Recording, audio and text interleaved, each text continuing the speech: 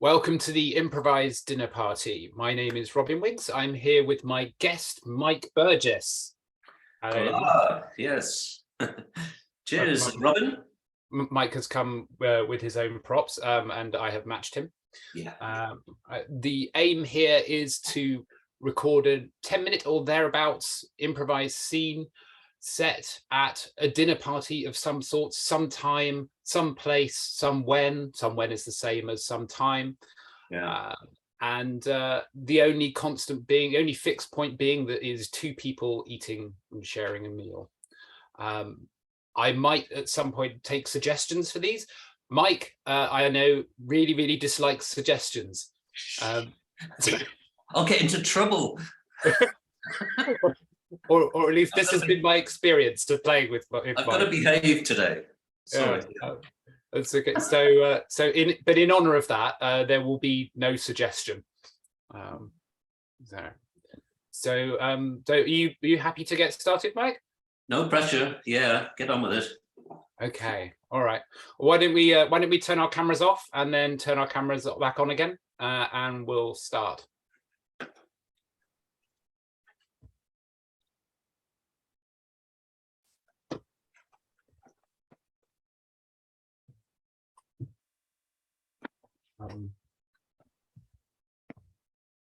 Have you got it? It's run out the room. Right. We okay. All right. We might just have to. Yeah. We might just have to come to terms with the fact that there's not going to be anything to eat at this stage. Okay. Yeah. That's fine. Some party this is going to be then. Well, I mean, I wanted it to be fresh. I wanted to impress you all. Right.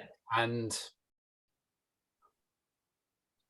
well, if you'd have kept him on the table, your little fella, your little leprechaun, yeah. I would have been very impressed. I know. I mean, losing it before anybody of us saw it, you know. It just seems like I'm trying to prove something, doesn't it? It seems that way, yeah. I mean, Stan hasn't even turned up. I mean, You blame him. I mean, look what happened last time when he turned up. Yeah. Full of promise. Oh, I'm going to show you my leprechaun. No. Didn't happen to Stan either.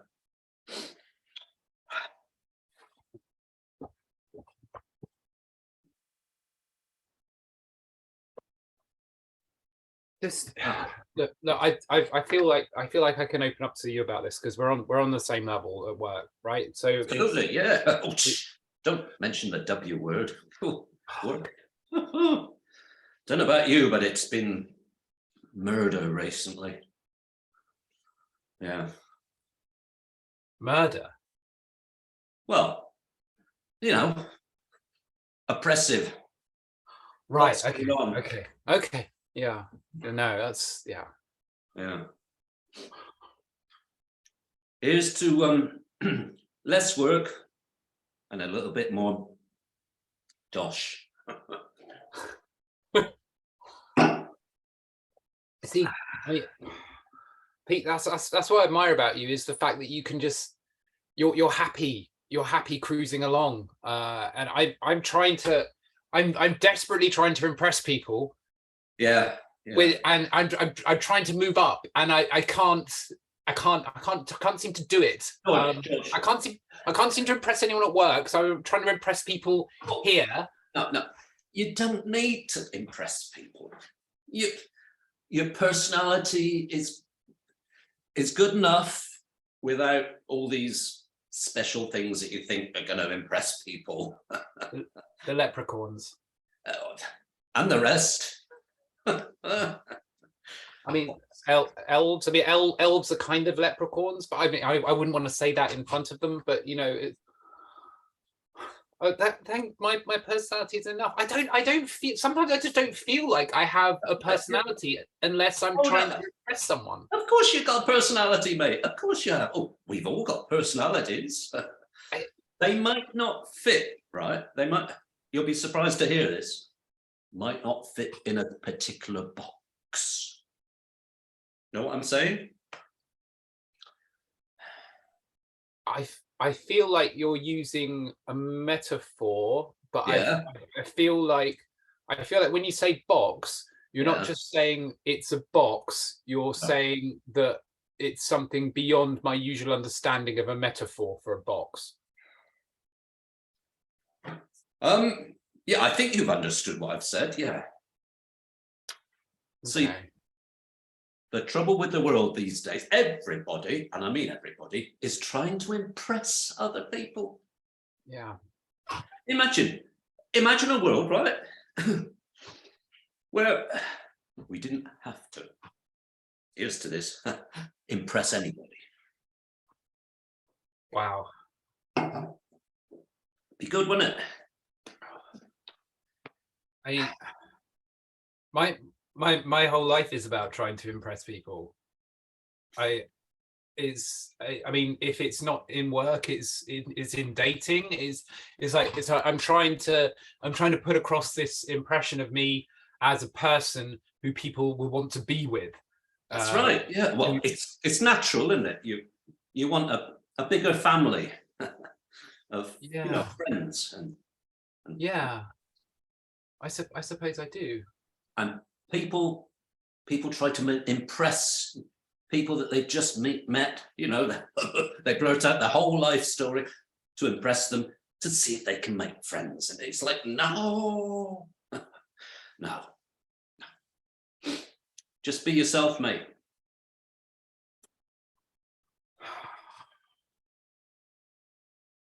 Well, you know, with limitations. With limitations. Well, yeah.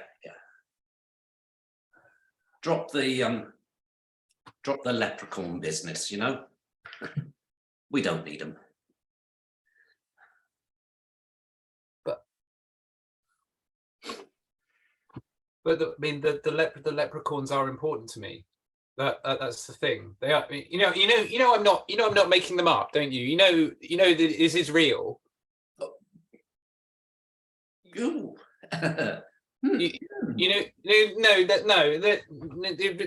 Really up. That's okay. All right. So I'm putting out a lot of stuff to impress people, but the leprechauns are real. Yeah. Yeah. They're real to you. You know. Yes. We know that. Yeah, your friends. Right. Hang on a minute. I'm gonna go out. I'm gonna go outside. And I'm going to run around. I'm going to see if I can catch one. Okay. I'll be right back. Okay. You enjoy that wine that looked like it was giving you heartburn earlier. And I'm very sorry for that. I'm going to go and try and find a better vintage for you. Because if we can't eat the leprechaun, then at least you can have good wine. I'm talking a lot. It's got reserve on the bottle. Does have that. Does have that. Okay. All right. I'll be right back.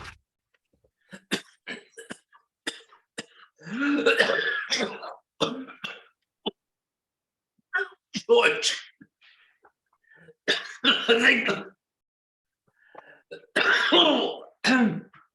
Oh, is he gone? Okay.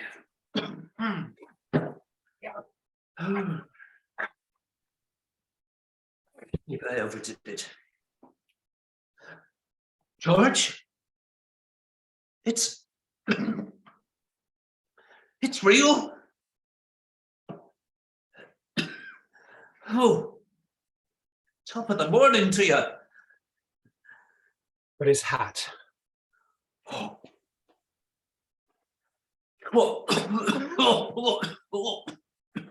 Excuse me, I had a canapé down the wrong way. You brought canapes. Yes. Oh, dear. So we do have food. Absolutely. Well, we did have food.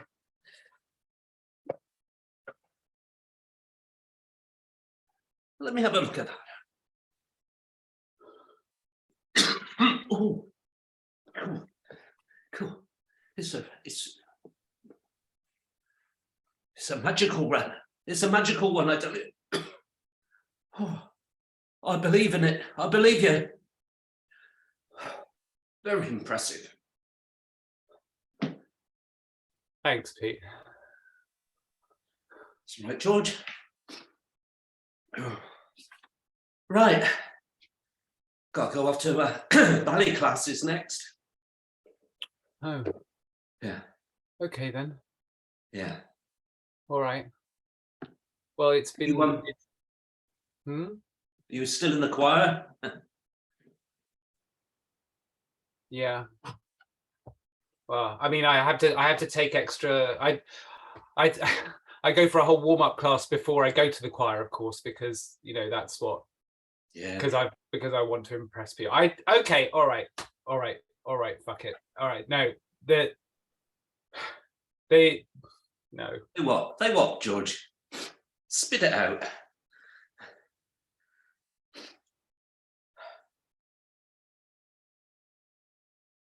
It obviously creates deep and meaningful thoughts in your brain. I can tell that. Thank you for coming. Oh, it means a lot. Thanks for having me, George. And send me love to your leprechauns. Scene. All right. Thank you very much, Mike. Yeah. Rule of improv on Zoom: never eat real food and get it stuck in your throat. Oh God, was that real? Oh my God, I'm so sorry. Yeah. Do you need to take a moment? Are you okay? No, I'll have this fake wine. Yes, I should point out this is cordial. I believe Mike's is Pepsi or Coke, one of the two. Mine's Pepsi Cola. Yeah. Mine is double strength Robinson's apple and blackcurrant squash, I think. So there you go.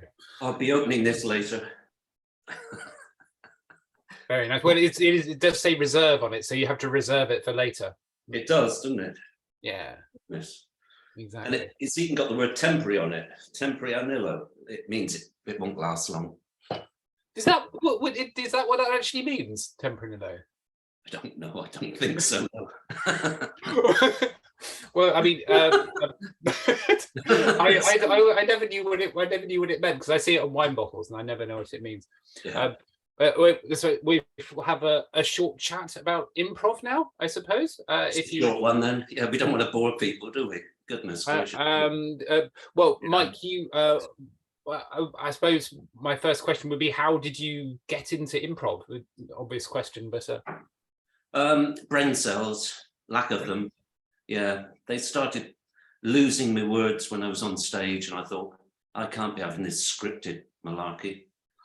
This was quite a few years ago, Yeah.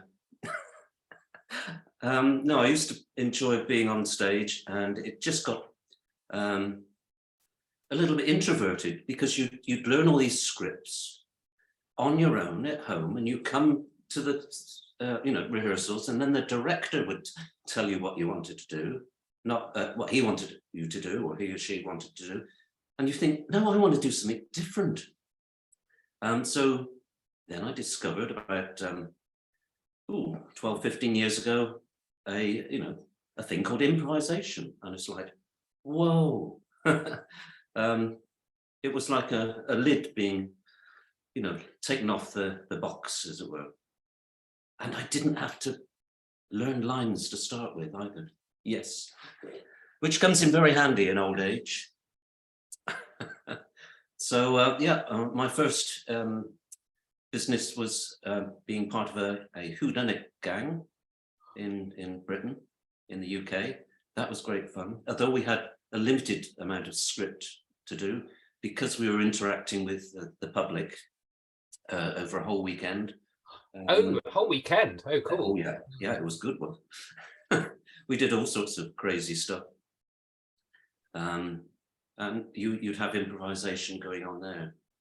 Then I went to Bristol, created a little company called Watch This Space. And we had a good team of folk there. Then I moved to Barcelona, found Barcelona Improv Group here. They were great. They were also producing a lot of, getting through a lot of students, putting them through workshops and things. And I realized, along with a mate of mine, Matthew Watson-Jones, that there wasn't a stage space for all the students and all the groups there. So I resurrected my group called Watch This Space. And 5-6 years down the line, we're still doing improvisation every week. So cool. We've now got a new home in the Comedy Clubhouse in Barcelona. And that's working, really, really quite well. Oh, brilliant. So what is the space like in the Comedy Clubhouse? It's a wine cellar. How appropriate, eh?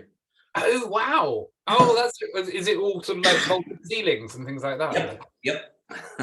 It's quite a small space, but that does mean that, if it's a limited crowd, 12 to 13 people, then it feels right. It doesn't feel as though you've not done your bit. And you can have just as good a time with a small amount of people as you can, 60, 70, 80 people. Yeah, I mean, you can have a wonderful connection with an audience that size, I think. Yeah. Now, my angle of that angle is that our group is interactive and it allows the audience to come along to play. So you haven't got a set team, which other groups have. Although we do have set teams that can do shows, our aim is to let the general public loose and find the pleasure in getting up on stage and doing your bit. How does that manifest itself then in an average show, as it were? We have a good selection of games at our disposal. We explain what the games are. We have a few regulars that come that support us. They know how it all works. But all the newcomers, they get a chance as an audience member either to just sit back and relax and watch things, or to join in. And that, to me, gives me incredible pleasure to find people that, can actually do this frightening thing called improvisation. It's not frightening. Yeah. I suppose the thing that people most think, how do you think of all these things? I go blank. Well, as adults, we're told always to look at things and decide which is the right process to do. Kids don't have that kind of blockage. They just go for it. So what we do in improvisation is bring back the kids in us. First thing you think of is going to be correct. There is no mistakes. Well, sort of, yeah. Yeah. I think you get my drift. They're kind of more and less useful choices depending on what you want to do sometimes. Yeah. But if you go to a beginner's class, you'll learn the yes ands and making your partner look good kind of process, which is a really good place to start. But yeah.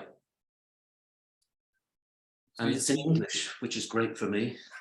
So do you get people who've come to the shows who've then gone to classes after that and things like that? Yes, yeah, and vice versa. Yeah, it's great. Yeah. And we've got a good mix of improvisation groups in Barcelona, local groups, as well as a couple of English speaking groups. Very cosmopolitan. Yeah, you've got to come along. Yeah, no, I would love to. We were saying just before we started the recording that I've never ever been to Barcelona. In fact, I don't even think I've been to mainland Spain. Now I think about it, which is and it's not exactly far away, is it? So because I'm in the UK, which I haven't specified. But yeah, which you may have In guessed. your dad's shed, by the looks of it, yeah. Yes. So this is my dad's shed in Worthing, which is sort of near the south coast. It looks a bit like a sauna, but it is not. I did wonder. Yeah, it's not. It's just a shed. I was admiring the circuit breaker in the corner earlier on, which I hadn't noticed. Anyway, is there anything you'd like to? Oh, no, I did have a query actually. Do you still do sort of scripted things on the side, or did improv completely take over from your point of view, or do you still do scripted things in parallel? I don't at the moment, but that's because I don't live in Barcelona itself, and it would mean that I'd have to spend more time in the city. I've got a place in between Valencia and Barcelona, so. Oh, lovely! Yeah. Up in the hills, along with hundreds of olive trees, which I don't look after very well. But Is it? Was it? You live in the middle of an olive grove? Is that what I have? Yes, I do. Up a mountain. Yeah. Wow. And I regularly get. I try to do gardening, but the wild boars know exactly what I've planted. Wild boars. Yep, wild boars. Oh, wow. Shooting around my garden.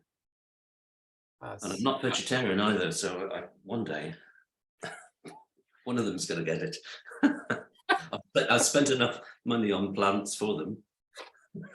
But the wildlife here is great. You know, you have vultures circling, you know, waiting for you to lay in your hammock. Do they dive down when you lay in your hammock? I don't know. Well, sorry, I didn't hear that. No, I said, do they dive down when you lay in your hammock then? They're after more meteor things, I think. Okay. Yeah, fair enough. No, the weather here is great. It's fantastic.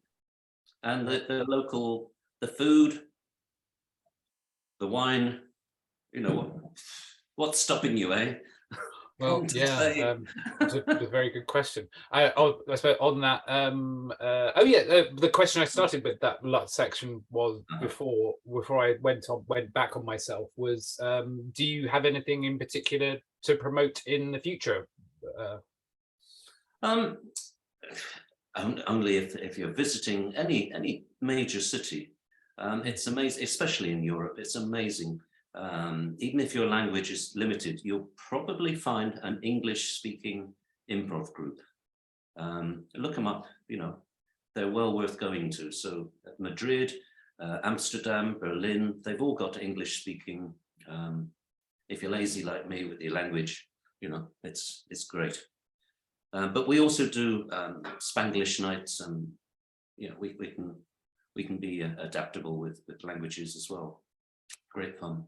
So that's my advice, really, is just wherever you're traveling, give yourself a bit of improv, mate. Yeah. Cool. Well, I can't think of a lovely note to end that on. So thank you very much, Mike. Okay.